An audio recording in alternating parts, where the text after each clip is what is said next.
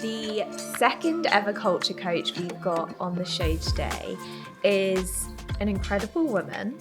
She has been a cultural change consultant for the past 30 years, an executive coach for the past 30 years, and has quite an unusual background in terms of building her consultancy based on psychotherapy training as well as meditation training. She has coached and trained thousands of people. She's done hundreds of cohorts of development programs across topics like collaboration, leadership, well-being, and she's with us today. She also happens to be my mum, and her name is Nicola Temporal, and I'm so excited to have her here because, as you can imagine, in the work I do, she has been such a massive source of inspiration for me. So, hi, Mum. Hi, Grace. I would love to hear from your perspective as you think back to the early stages of your career. Mm-hmm. What was it in you that thought, 30 years ago, oh, actually, there's a role for my psychotherapy training in a business room? What triggered that link for you? Well, actually, it was 35 years ago. I was training in a therapy called psychosynthesis. To be honest, I needed to earn money in order to pay for the psychotherapy training. And so management development training was the easiest route in. And I met somebody there, and I did a lot of training in Apple. And then I went into oil and specialized a lot in the oil industry, particularly around Shell in Norway, around building collaboration between big teams, putting in superstructures, obviously like the big oil wells. So I learned a lot there. And then what happened was Britain started to look at a thing called partnering in the construction industry. And they found that they were losing lots and lots and lots of money with a thing called claims. And they had old contracts called ICE fifths. And the ICE fifth contract was all about it, almost set the relationships up so that it pitted person against person. And what that led to was if you were bidding for a job, the mindset for survival that you had to go into is you had to lie to get the job. And we called it, you'd basically bid the lowest price, then you'd have big teams to work out, okay, how do we make our money back when we win the job because we're the lowest price? Big QS teams for that. So it was going from problem to problem, and the market of partnering opened up, and they were looking for people who'd worked with kind of complex collaboration. And I happened to have done so much in the oil industry. I got my opening into the construction industry, and all very opposite cultures to who I actually am. In the background, I'm there with meditation and psychotherapy, and that's more about who I am. So how can that not inform my work? How can that not inform the lens whereby I come to a group of human beings who are pitted against each other? And I could obviously see there was another possibility. And so all the models and the frames and the training that I offered was to shift a mindset from being adversarial, transactional, to more we-focused and collaborative. So on that point you mentioned there of how could I not bring this into my work because it's part of who I am, do you think that is a perspective that's shared by the many? Do you think that that's a common way of looking at work? No, I think people separate their head and their heart a lot. I remember one person saying to me quite early in my career, said, don't you think it's very interesting how the uniform of business is a tie, which literally the tie cuts the head from the best of the torso? And that really spoke to me. And I thought, God, I need to get people taking the ties off, metaphorically speaking, because if the heart informs the head, humanity, we're actually pack animals. The collaborative state is more our natural state than the combative one. But until you get a direct experience of that, you're still following in a trance the idea that it's survival of the fittest and you've got to do what you've got to do to survive. What I observed is when people were doing what they had to do to survive, I found that win-lose, that mindset always led to lose-lose. It ended up in the construction industry with people in contractual arguments, payments didn't happen, people went bust. I remember being in one contract and observing people going, the actual contractors going, oh, there's going to be a mistake there, there's going to be a mistake there, there's going to be a mistake there. And I said, well, are you going to tell the client? No. Why not? No, we're going to build it all, then they'll see the mistake, and then we'll get our money back because we had to bid the contract low. That was the game that I walked into, and it was all about survival. So my inroad for that was to reconnect people with their hearts and their humanity and the natural state of collaboration. And I think you're going to ask me, how do I do that? I'm absolutely going to ask you how you do that. First of all, there's kind of widening the frame for people to understand the context that they're in, and that with every decision and with every action, they create a future. And the question is how does today's actions, behaviours and decisions inform your futures? So getting people to look at their strategic context and then build in a pause from that trance of, right, well, we do it this way, we've always done it this way, and we all know where it's going to head to. So very early on, first of all, and I said to people, don't forget that the seeds of destruction are in the agreements you make. So really watch out what contracts you sign. Really watch out the future you're creating, right? So once that's in play, I could then say, right, we've now got a wider perspective on why we're here. And I could invite people towards, now let's get to know each other. Let's remember we're people and build the relationship. Because without a high quality relationship or some personalness coming in, people's creativity and inventiveness doesn't flow. And if you don't have the creativity and inventiveness, you won't get the ideas, you won't get the value generation, etc., etc. And there was a guy called Deming going back. He was the master of total quality management going way, way back.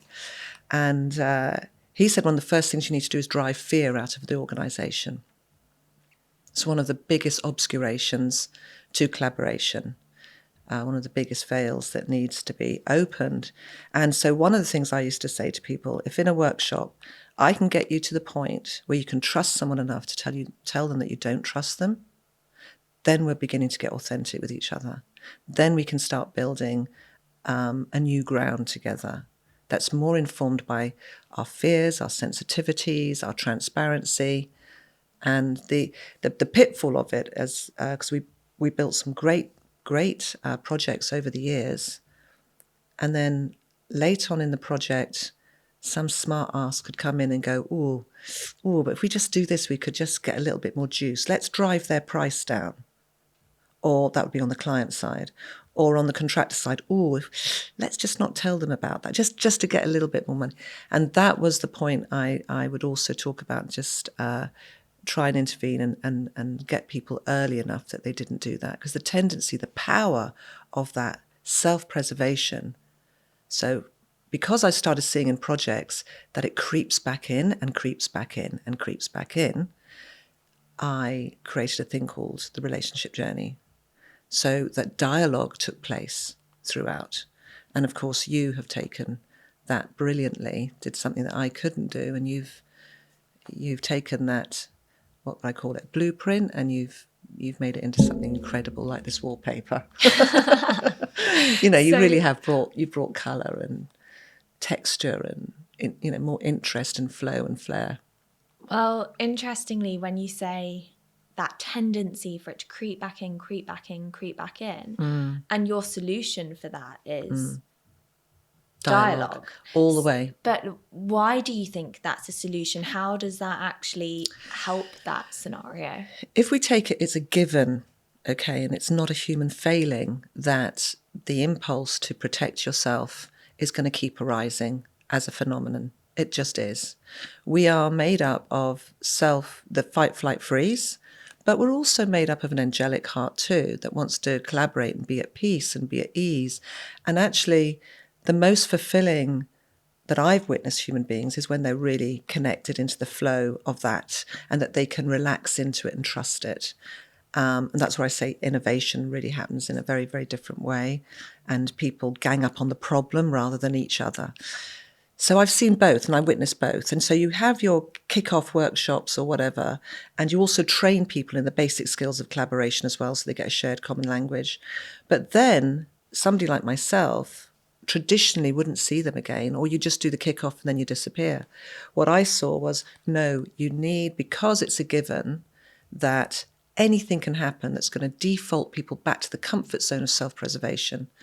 They need the constant reminder to come together before resentment builds, have the conversations early. And if you have them early enough, then the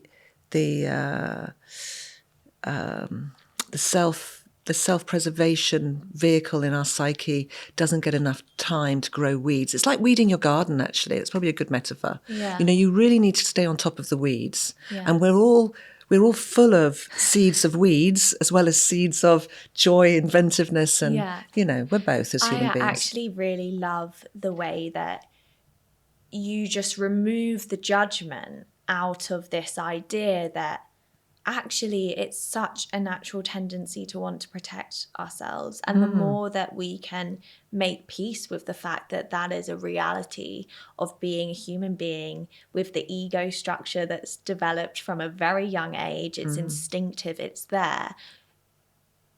The more that we can accept that that is the case,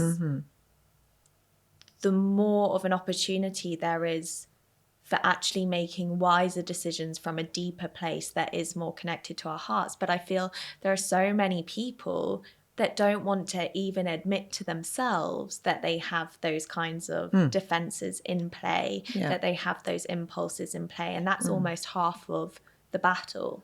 It is. So part of the training and the development is personal awareness and personal mastery, getting people to settle into accepting the fact that we are defended, we are protective, but we also have longings to connect more profoundly to each other as human beings. Then the next thing I talk about is personal mastery, because it's not enough just to have awareness. You then need to have mastery over the impulses. Yeah. This brings in, and anybody watching this who has trained with me, and I hope they will know that this is my segue into meditation.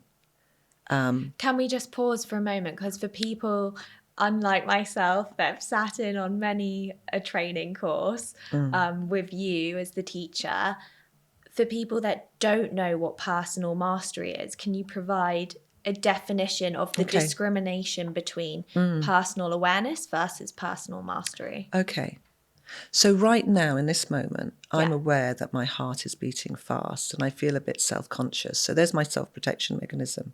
I can feel boom, boom, boom, boom, boom. I don't know if the microphone can pick that up, but I can feel that. But equally, I can contain it because my mastery is in my breathing. I put my mind in my feet. That takes my center of gravity from being up here to actually redistributing my energy. So I'm feeling the nervousness. If I put my mind in my feet, my awareness now in my feet, I'm feeling very solid on this chair, and I can tolerate the nervousness. I don't have to go into being fidgety in a reactive way to go with or speak faster, which often happens with people. I can stay in my body and I can stay contained. That's the mastery. Yeah. It's actually, again, similarly, it's almost learning to live with feelings of anxiety as a natural part of our human experience. For sure. Without it having to become us. Yeah. It's kind of interesting as another example. There is, because I think another tendency that people use, they use it to defend themselves and also to discharge fears, is blame. The blaming ego, and that is huge in business. And we do blame. The blaming ego acts out in two ways. Either we go to self-blame, which takes us into doubt and the itty-bitty shitty committee in our head telling us we're not good enough, or we externalize that blame onto others. It's like it's their fault. They made me feel this way. So that's a massive part of the self-preservation ego structure, but there's a particular aspect of it. So the other day, for example, your dad was opening some wine in my new kitchen. Well, it's his kitchen too. Notice the self-pres there. In the kitchen, opens the wine, and the red wine goes over the white cabinets. I'm so glad I wasn't there. Well, there were two guests there, and I was really aware that I wanted to shout at him. I wanted to blame him for not being careful enough, as if he did it on purpose. Of course, he didn't do it on purpose. And so I got the cloth and I said, I'm feeling a narrative right now. And I just spoke it out because I'm an extrovert. I'm feeling a narrative that I want to blame you, but I know you didn't do it on purpose. And I'm mopping and I'm just speaking it out. And without any rage in my voice, I found it quite funny, really. Just how quickly. So the fact that I was so detached, although observing myself and speaking it out, I think Dad had gone off to make himself a cup of tea. But that was my mastery in that moment, not to get into a conflict with another person when the effect, the impact of something happening that I'm invested in, it's a new kitchen, you have to understand this, and it's white. So my investment, it's not him that became the problem. It was my investment in my goal to keep a white kitchen clean. Now, you just imagine leaders. They have investments in all sorts of things, right? And they want their goals met and they want them now. And they ignore that there's a complexity sometimes that comes in. So we go much more to blame. It seems much quicker to do that than to go to actually, let me get a wider perspective here. Let me notice myself as well as the other, as well as the context, and let my behavior come out of that wide-angled lens rather than a narrow, reactive blame culture. Yeah.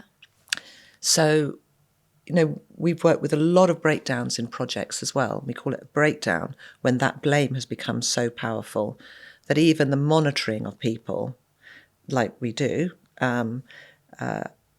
isn't doing its job. We do another thing called breakdowns. And this is where people are so committed to their version of the truth. You need to let them speak that out, give airtime to the self-preservation, to that which they're invested in. And then from there, the transparency arises, people hear each other, and then reconnection builds again. Away from, you melt the blame and come back to connection, because blame is a state of disconnection, which creates even more anxiety. Yeah. Right. It's interesting because even listening to you talk about that, I know there's so much in your training you put towards listening, for example. So, it almost sounds like a simple thing to create that transparency, create a space for people to share their experience and be heard. But even to truly feel heard, there's a lot of skill that has to be in the space in terms of how others are listening. I think listening is the greatest gift we can give each other, first of all. And sometimes I'm skillful and sometimes I'm not, depending on how invested I am in an outcome. There's your awareness and mastery, okay? So even for somebody like me who does training in it and practices it, you're quite right, it's not easy to be really fully present. So listening is a present moment skill. In business, people are so goal-orientated. They're either in the future or they're protecting themselves from something that's happened in the past. And so the real listening exchange doesn't happen. And it's much more about giving people your attention. And I talk about listening on 3 levels. At the level of the head, because we have an antennae, we're listening. It's not just with our ears, it's a whole body listening. So right now, your listening might take you to the logic and the way what I'm saying stacks up in a logical frame. Then there might be some emotions arising. So that's the feeling level of your listening. And then there's what's called the will center, the doing, which is kind of another feeling, but I kind of separate them out because this is about drive, motivation, about doing. And what I've noticed over the years is people listen at the level of 2 channels to the exclusion of 1. So they're either good thinking, willing listeners, or they're so identified with feelings, they lose logic and can completely But what they might do is, I want this conflict to resolve, so their will is all in, I want this feeling to go away of conflict, so it might be in resolve, so the will center is charged up by the emotional center. In business, I get a lot of thinking and will, and a lot of the attention has to go back to the heart, actually. So, yeah. It's interesting because when I even think about myself and the way I listen, I would say I find it very effortless in a way to listen to logic and feelings, but the challenge for me comes with listening to someone's will, because if I feel their motivation isn't lining up with what they're actually saying in terms of their logic, or what they're expressing in terms of their feelings, the step it would take me to challenge like what their motivation is. Do you know what I mean? To almost go against what it is I'm hearing. But that's questioning technique. You're right. The listening is present. Yeah. So this is like, you've got a friend who says they want to stop smoking. Yeah. They've got all the logic. They've seen all the pictures on the thing telling them this is what's happening to your lungs. It will kill you. And they know that. So that data is there. They can even have a longing to give up. Yeah. And feel quite bereft about the stranglehold. But the will can't quite engage. Yeah. That is a will center issue. So if I'm managing somebody or leading somebody from a performance perspective, there's no course correcting that person at the level of logic. They've got the logic. But what I see with leaders and managers, they just give them more logic. Well, that's not going to go anywhere, is it? So then it comes to your questioning technique. And that would be in summarizing, I really understand your logic. And I'm noticing you've mentioned this word about your feelings a few times. Could you expand on that? You might say that. And what do you want to do about it? So the fact you're not hearing that, I've been in lots of meetings where people are sitting there and everybody's agreeing the items they're going to do at the end of the meeting. Yeah. And then people walk out and I'll go, you look a bit deflated. Yeah, well, we're not going to do any of that. How do you know? Well, we just know. You can just feel it in the room. Yeah. And it's like, well, why? Remember, the seeds of destruction are in the agreements you make? Yeah. Well, we've just created a load of waste for ourselves. That meeting might as well not have happened. Nobody was actually checking in on the will centre at the end of the meeting, even though they were hearing it wasn't switched on. Yes. But they override that because of reasons of it'll come across as confrontational, rather than, in fact, it's the most authentic thing I can do, is to just check, how could we get in our way? How might we sabotage our best intentions here? There's lots of ways to ask questions if you're picking up that the will centre isn't engaged. This has actually become a big part as well of how we've developed and designed the Cultural Calculator platform. So whether we're building personal development action plans, there are models in there to really support someone tuning into, is this meaningful to me? Yeah. Is this really what I want and feel motivated to act on? Yeah. And equally in parallel processes for building team action plans about the environment, we don't jump straight into action and saying, oh, we're going to do this, this, this, and this. There's a whole kind of exploratory set of exercises before that point, that even then, when you start to define actions, we get people to pause and prioritize how important really is this to do, because there's actually so much slowing down in the process to really get connected. Again, it comes back to this thing of connection, to get back and connected to, what do we really want? Sounds like such a simple question, but it's often one that has a lot of confusion and noise around it. It does, and one does need to take a lot of time on that centre. I think it gets overlooked.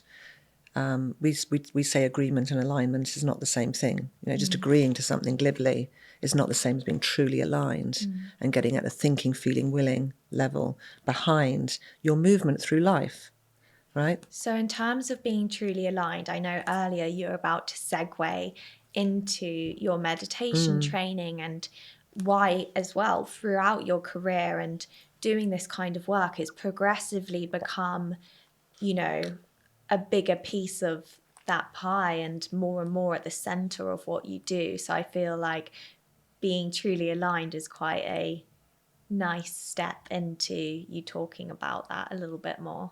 Okay. Well, I want to take it back to actually going back to listening, because we quickly got into the interactive listening, right? And there's a step before that, which is, how can you listen interactively if you're not listening with your gaze inward to know what's going on inside you? So if you're not in attunement, and listening is about attunement, it's about really slowing down, it's about suspending our agendas, it's about being truly curious in the moment without defense. The best defense is no defense in listening. Do you know how hard that is? The yes but culture. And sometimes I do it brilliantly, and sometimes I don't.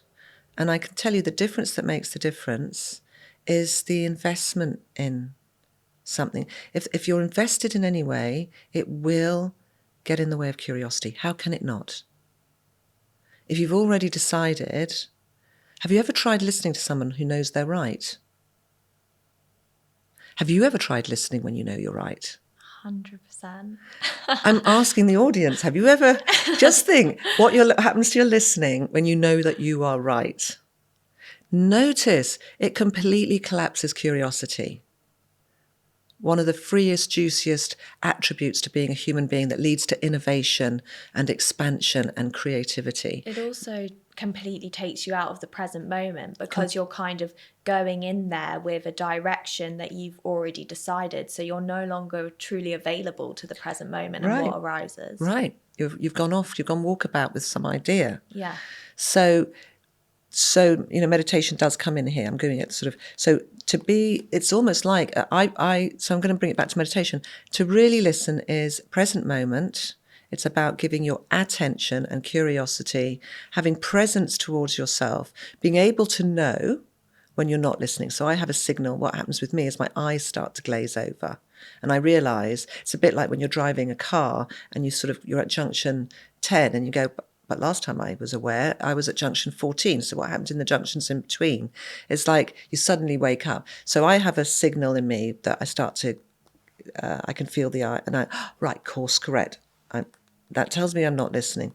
Back to listening. So this is like meditation, right? You stay very attuned and very awake and aware to what's going on internally whilst being present externally in a very, present moment, curious way. And there's no knowing, like in this conversation, what's going to unfold next. I don't know what's going to come out of my mouth next. And I don't even know what I've said so far. I mean, I'm in the flow of it. And that's the point, this incredible interaction. So to get really comfortable with that, we have to suspend and hold more lightly, because you can't completely let go of your investments. I think that's a really big ask, given what I said at the beginning about self-preservation and the I, me, we. Have you ever heard that? There's a very good George Harrison song. Is it me, we, I, or something? Me, myself, I. That me, myself, I, me, myself, I. That noise comes into us very, very quickly, okay? So being very aware of that in yourself and being able to go, oh, me, myself, I is back. Present. So it's just the same as when you're meditating, the narrative of me, myself, I, the grasping, the grabbing, the planning mind, the reflecting mind, the blaming mind, the replaying conversations mind, everything, our minds are switched on and are not going to stop being switched on. And they're attuned as well to the self-pres. So just like the heart's not going to stop beating, the mind isn't going to stop chatting. So I teach meditation to support people in business having a pause between stimulus and their response. Because meditation, the way I'm describing it, being able to track myself while I'm in speech and connection with you, so it's both and, I'm with me and I'm with you, and then what arises in the middle is a mystery, okay? Because we're not actually invested in anything, so the chemistry will offer us what it offers us, is why I teach meditation, to just get people into the present moment. So they've got the capacity for all these other skills, like personal mastery over their self-preservation toolkit. And what's the journey been like to having, I guess, people be even open to that, because there's a lot more out there now about meditation. There's a lot of Silicon Valley hot shots that, meditate every day. Like, it is becoming a much more sort of normalized thing to do to elevate the potential of our own minds. But when you started this work, that was not necessarily the case. In fact, it would have been a very alien concept to be talking about that in a business room. Yeah, I've been doing this for meditation. I brought in about 20 years ago. So, yeah, that's true. I think in my case, as a principle of teaching, take people from the known to the unknown. And my background before being a therapist was to be a teacher. And I kind of took that principle.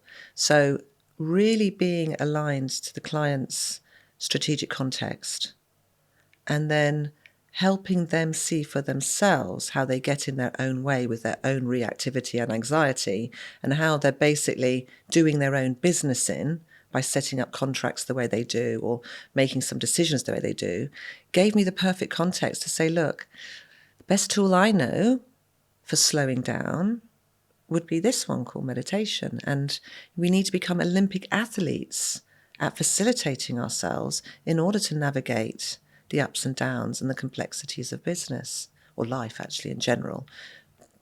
But they wanted me to talk to them about business, so I didn't go into the philosophy of life. So do you see what I mean? So that gave me, and to be honest, they couldn't help but agree. So meetings would start with a few minutes meditation and then a thinking, feeling, willing check-in. And so people right at the start of the meeting were on a different plane of quality of relationship to start talking about their issues and their problems that they had with each other. So one of the places that you brought meditation into was on a big construction project with actually the construction workers that were on the ground, that were living away from home, not necessarily having the healthiest lifestyles, not necessarily having the healthiest mental health. And there was a big essentially research project you facilitated called the Wheel of Wellbeing, where these people, I assume none of them had ever meditated before. No. Right. And how long did the project last? 10 weeks. 10 weeks. Yeah, it'd be great if you can explain that, because it feels like that was quite a pivotal moment as well in terms of actually illustrating the level of impact encouraging this in a workplace environment can have. I had been in that long-term project for quite a while, and we'd won a lot of awards for our culture and the training, the development. This particular client got 1,000% behind the idea of best defence is no defence, building a culture of I trust you enough to tell you I don't trust you, seeds of destruction and the agreements you make, all of these ideas, and enacting them. And they put their leaders and their managers through collaboration skills, leadership training, and we now have the gift of you there because you've automated it all. But for me, it used to be old Excel spreadsheets, but you've done a fabulous job of embodying the work in the platform. So very grateful for that. But, for them, they're quite empowered and they were used to the language. I went on site. So this was all for much more middle managers. I went on site to see a particular site, and I was visiting them. And the guys were working on bridges in very confined spaces, like this, at this angle all day, like this. And so I said to the leader, when do they take rests? And they said, they can take it whenever they want. And I said, what happens to temperatures? And he goes, well, it can get very hot and then it get very cold. And I said, well, how do they know when it's time to take a break? Well, they know they're allowed to. But I said, how do they know? And they went, well, they just know. And I said, well, look, if I give you the idea of thirst, by the time you're thirsty, you're already dehydrated. Well done. Okay, so me just saying that brought some awareness to you, right? And so if that's the case, and actually what we were getting at that time, there was a lot of stats coming out about how suicide rates were very high, higher in the construction industry than any other industry. You have such a mix of backgrounds, and in those backgrounds there can be trauma and all sorts of experiences, life experiences that are very challenging, and not a lot of support. And I thought to myself, all the leaders and the managers get so much support. What about these guys? Meanwhile, they live in porta cabins, 10 foot, well, about the size of that over there. I don't know what size you'd say that is. And they have to sleep there at night. They're away from home. They have to travel far away from home. And then they go to the local chippy, so the food they're eating isn't good. And to deal with the loneliness, they're drinking loads. I reached out to the leaders and I put to them that mindfulness taught to this particular population. It'd be interesting to see what happened to the whole culture of the site if we did. And we followed a theory by a guy called Lewin, where the person plus the environment they're in leads to behavioural change. So you have to work at the level of the person and at the level of the environment as well. So here's an example. So if you want to get changes of behaviour, so we gave people lots of information. So we did toolbox talks about well-being, self-esteem, diet, all of that kind of stuff. Then there was, addition to that, a group that did that and meditation, and then we tracked the well-being of all parties. And unequivocally, the ones that did both, their well-being and their experience of living expanded hugely. And it was one of the most fulfilling projects I think I've ever done in my life, because people came in just not knowing. And the environment side of the P, the person. So I had a group sitting there, and I had people who didn't want to come at first, looking through the window and getting curious. And then more and more came, because they saw that the guys who had decided to take part, well, one person came who said he'd never come at the very beginning. And I said, why are you here? And he said, because he's getting more sleep and I want more sleep. I went, okay. Whatever brought people in, then we had another guy. Then the culture on site started to change as well. Just to be really clear. Yeah. So it was essentially an experiment. It was. And the experiment was based on the concept that to create behavioural change, yeah, you can't just change the environment. No. You have to also focus on the person. Yeah. And so your way of taking that theory and actually putting it in place on site in an experiment was to create two groups of people. One group who was part of a series of educational talks about health. Yeah. And then a second group that got access to all the talks about health, plus they were trained in meditation. Yeah, and it was a 10-week meditation program. Yeah. And we got them to benchmark where they were at the start, and also then at the end, and then tracked. So of course it's subjective at that level. I mean, yeah, you get figures and stuff, and the figures told their story, and it was quite a clear story. But the thing that was the most surprising thing was, because as the person changes, so does the environment. Then the environment then changes the person, and you get this positive spiral. So there's the meditation going on, the person outside. He comes out, talks about getting better sleep. This person comes in. Now you've got two people walking around talking about meditation and reflectiveness. Then, we did all sorts of things like, each week I would do a theme that matched the toolbox talks, but to meditate on, so such as self-esteem, or, because of the whole suicide background and some of the experiences that people had, I wanted to make it relevant to their lives as well. So, but then what started to happen is guys started up on the scaffolding talking about their home lives, something in that particular population they don't do. So suddenly, it's got nothing to do with meditation. The environment's changing because people are being able to listen to themselves at the level of their minds, their feelings, and their will, and this motivated conversations. The leader then said to me, he said, Nicola, the whole thing's changed. That dear man, Martin, he said, he said, I'm not having people come to me with the issues they used to because they're sorting conflict out themselves. We're getting better supervisory levels. I had another guy who was in charge of painting who used to sack people as soon as they're on site and made a mistake.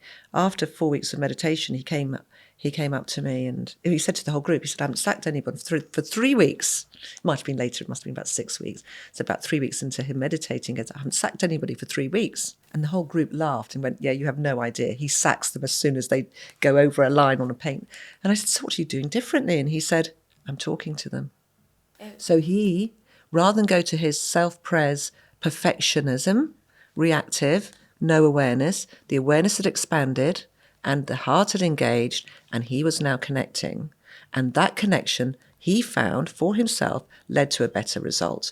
Now, you could have sent those supervisors on as many training programs as you wanted, but it would not have worked. They needed to, they've all been damaged, most of them, by school. They don't want anything, classrooms, that kind of setting, no good. And it took them a few times to trust me that I wasn't here to rinse them with some middle management nonsense. I was here just to create an environment for them to unfold their own wisdom in, for them to connect themselves up, and then everything on site changed, the culture changed, the P, the E to the P, and they are another award-winning, amazing group of people. It makes me emotional, even hearing about it again, because I remember at the time, I literally feel emotional, it's really funny. At the time, I remember helping you write your report. Yeah, you write so much better than me. But and looking at the quotes that some of these men had submitted about how this had changed their lives, just the thing that you touched upon there of how stigmatized it was originally to share their inner experience, to talk about their home lives in a way that is more real, more true, and just how that transformed, how that changed lives, but also, like you said, this thing that seems so unrelated to business, so nothing to do with their day-to-day work, yet had this phenomenal impact on the day-to-day work, on the business and the way it was operating. And something that I find even today, where there's more awareness of, people throw around the phrase like happy staff, like better business, like people kind of say these off the cuff comments, but I really don't think people are truly connected to the level of impact this has. I feel like there's a lot of distrust actually, because from the level of logic, when you look at it on a piece of paper, it's hard to make that connection of how giving that space to people to unfold is going to create a better business output for me over here when it's something so personal. It's almost like there isn't yet, in a normalized way, in a kind of standardized way, that trust that process can make such a difference. Yeah, and it does. It really does. No, it's, we're talking about a kind of post-conventional mindset here. And I think if you look at the complexities of life that people are navigating now, just right now, the cost of living crisis, how am I going to eat? How am I going to heat my home?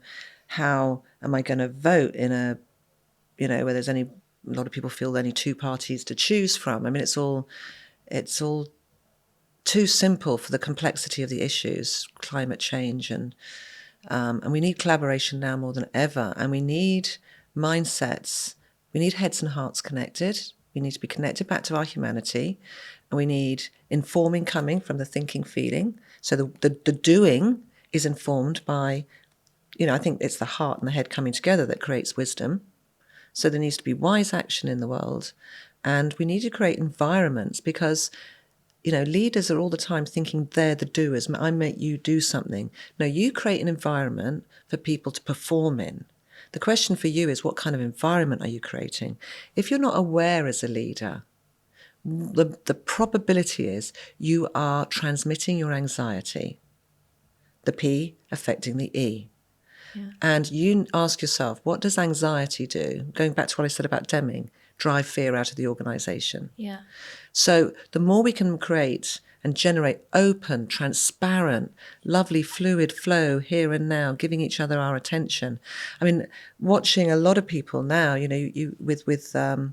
lockdown, one of the sadnesses for me is the disconnection that happens with people in relationship workshops or meetings still with their, what do they call it? They're just not on screen. Camera off. With their camera off. And their attention isn't with the human being in front of them. Yeah. And yet we let each other get away with that. And it's rude for a start. It's not very good manners, is it? But it's a compulsive thing. People just want to stay in their own little bubble. And this invitation to connect and relate, rather than stay with me, myself, I, is a big battle. Also, it's an interesting one because in some respects, like I said, more people know what meditation is these days. It's spoken about more. But then what's also happened in parallel is we have these things called devices and we multitask like never before. Our attention spans are getting smaller and smaller and smaller. So it's almost like these two polar opposite things rising up counter at the forces. same time. They're counter forces. And, so in a way, I mean, it's like going to the gym. Mindfulness is a way of kind of bringing ourselves back, I mean, we talk about doom scrolling, don't we? And when there's particular bits of news, I can go into my doom scrolling myself. And it's like, it's an act of will. Like, I'm not going to smoke that cigarette. Yeah. Because it is like smoking, right? Yeah. And so this personal mastery, awareness is not enough. I'm aware that I'm doom scrolling. I'm aware that I'm doom scrolling. I mean, one of the guys that was on the Wheel of Wellbeing project, I remember him saying, I used to just sit on the sofa with my kid, watching whatever, Balamory. And he said, I was sitting on the sofa with my kid, but I was all the time scrolling. And he said, the difference is now I sit on the sofa with my kid and I can sense the warmth between our bodies. I can feel the connection physically as well as emotionally, and I can sense the relaxation of that. And that's become more entertaining to me. That's become the joy. Yeah. But I think we try and mimic joy. We try and mimic it by distracting ourselves. Or we defend ourselves against the disconnection that we might be feeling. For sure. Absolutely. These are all mimics of something else. Yeah. But the richness is in the authentic, transparent, first of all to yourself, and then generating environments that others can be. I mean, a lot on the big project that I've been working on for many years is they know it's the path of non-arrival. So that little achiever mindset of theirs, they look at me when they know it's a workshop. We know we have an agenda, but we hold it lightly because we don't know in our listening and in our inquiry and our curiosity what's going to emerge that's going to, because of complexity, we're going to need to field in here. Yeah. There needs to always be things held lightly. You still need your agendas, you still need your direction of travel, but hold it lightly because there's a thing called complexity. We're living in a world that's volatile, uncertain, complex, and ambiguous. That makes the nervous system very agitated as well. Yeah. The more you can tolerate uncertainty, breathe in it, breathe through it, stay present and stay inquiring, the more you'll be able to navigate this crazy world we're in. There's so much you've spoken about which has been so fundamental to creating Cultural Calculator. Like this idea of the path of non-arrival is really at the centre of what we're trying to do with that platform, to get rid of this idea that there is this linear line that you can follow of, oh, if we do these things, suddenly the world looks like this, to actually get into the mindset of a more agile, iterative approach where actually we can always find more potential. If we're willing to look, we can always expand the potential that is there. But there's a few questions that I just want to finish off which I've been asking each guest that comes along. So the first is, what makes a toxic culture? I would say an unconscious one. So one which is people's reactivity without any pauses is allowed to run roughshod over everybody else, and particularly unaware leaders, because I think they have a duty of care to support an environment of openness and transparency. But if they're not willing to and don't have the courage to look inward themselves, then they cast a shadow, right, on others, and that constrains others, and it brings in fear. Equally, I love organisations that are less hierarchical, because I think hierarchy gets in the way of this as well, because the leader is everything, and people don't feel free to kind of support the leader in waking up. So much is about a culture that is asleep and left to the devices of self-preservation, for me, is a toxic culture. It's making me smile because I was recently on a retreat which spoke about the phrase humanity is asleep, and how I know business is very different to families of origin, but actually how it's very, very rare for a human to be born into the world with very aware parents. And I kind of think with this work, if only, it was more normalized for people to go into themselves when they have kids at such an early age, to be able to be bringing that awareness to their parenting, for the education system to bring that awareness into how we educate children, that by the time people come into the workplace, actually, how different things could be. They could be very different if we had more consciousness in our hands when we touch our babies. So we're not sort of just changing their nappy in a perfunctory, and now the next thing, now I'm going to give you your food, and now I'm going to do that. There's no slowing down. There's no being present. Children are very present moment. We just teach them not to be. We've all been taught not to be. And I suppose a lot of my work is getting people back, deconstructing the trances that have been downloaded into our ego development. And that is our potential. That's the wonderful thing. We, as human beings, have a capacity to self-reflect. That makes us different. That makes us different to any other species on the planet. And that's where the hope is. So this kind of leads to my second question, which is, what do you feel makes a great culture? An awake culture, a culture that invests in consciousness and humanity and social cohesion, and not just economics. It breaks my heart that all the polarizing that happens in the inclusion, the exclusion. It's about holding complexity, holding it lightly, allowing us to then come in with our incredible observational curiosity, human beings to have the awareness and the empowerment to explore how they're going to navigate these challenges together. Gang up on the challenges together, not on each other.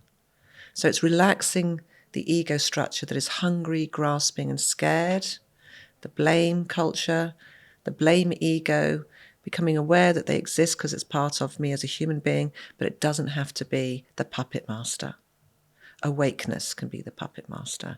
And then building in infrastructure such as Cultural Calculator to support the awakeness, to me, and the empowerment of every individual to have a voice that can be heard, is a conscious culture. Okay, the final question. What is the ultimate tip you could offer for creating cultural change for the better? Meditation. Yeah, don't be frightened of looking inward. You're an absolute wonder. There's so much to discover. There's so much rest to be had, so much ease to be had.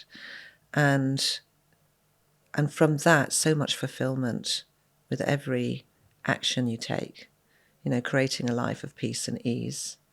So meditation, we have a saying, you know, if it's in the way, it is the way. So every time you feel an obstruction like blame or self-preservation coming up that disconnects you from another human being, pause between that and notice the reactivity. Notice where it's coming from. And then ask yourself, is this what I want for my life? Is this what I want for the other person's life? Every action and behaviour creates a future. Question is, what future are you creating? Well, thanks so much for being here, Mum. Like, honestly, I feel like we could have spoken about so many different things, and there's still so much more I feel we haven't covered, and I would love to maybe cover with you one day. But, you know, I said at the very beginning of this, despite my defenses and resistances growing up of being determined to not do the same thing my mum does, the, I guess, power of this work has been something that has just naturally drawn me in. And the more experience I've had in my career, the more undeniable examples I had of how can we not talk about this? How can we not be thinking about this? How can we not see this as playing a fundamental role in how successful we're going to be as a team? It's almost like, despite my best efforts, I couldn't deny it. And it is something that really does drive everything I do now. And it's massively to do with having been brought up with you. So thank you. Okay. It's been my pleasure bringing you up. It's been my pleasure being brought up. Yeah. Go power of dialogue. Yay. Okay.